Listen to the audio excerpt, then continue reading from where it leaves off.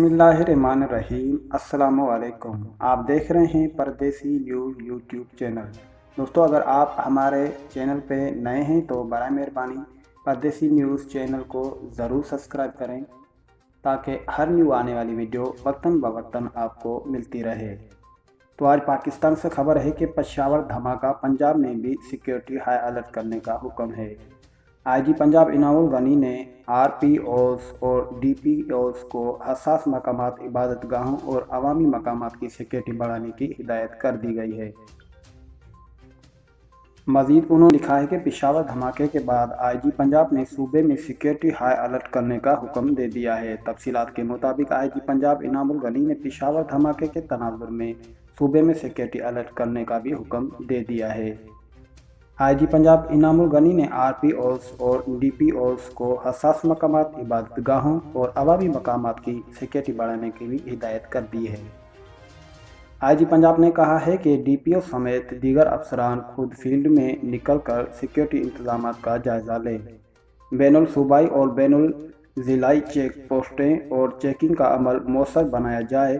उन्होंने डॉल्फिन और पीर पेरो फोर्सेस के गश्त के औकात का बढ़ाने की भी हिदायत कर दी गई है। उन्होंने कहा है कि तमाम अजला में सर्च स्वैप और इंटेलिजेंट हैंड ऑपरेशंस में मज़ीद तेज़ी लाई जाए। तो मज़ीद खबरों को आगे बढ़ाते हैं कि वाज़ेह रहे कि आज सुबह पेशावर में एक अफसोसनाक वाक़या जो है वो पेश आया है, जहां पेशावर के इलाके देर कॉलोनी में धमाके से 7 बच्चे शहीद और 70 जख्मी हो गए हैं। ज़ख्मियों में ज़्यादा तादाद बच्चों की है, जिनकी उम्रें 11 से 17 साल के दरमियान हैं।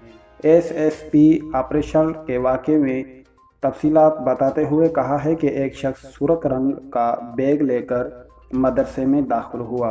नामालूम शख्स के मदरसे में दाखिल होते ही धमाका हो गया। मदरसे में दाखिल होने वाले शख्स की तलाश जारी है, जबकि पुलिस हकाम ने मज़ीद बताया है कि धमाका IA से किया गया है। ये देसी साख्ता बम था। तमाम डिवाइस भी नस्ब थी। पुलिस के मुताबिक धमाका बच्चों के मदरसे के करीब हुआ, जहां 100 से ज़ायद बच्चे तालीम हासिल कर रहे थे।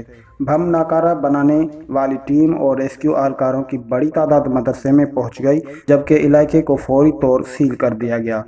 ज़ख्मियों की तादाद को लेडी रेडिंग अस्पताल मुंतकिल किया गया है, जहां ज़्यादातर सरों में चोटें भी आई है, जिनकी वजह से उनकी हालत नाजुक बताई गई है।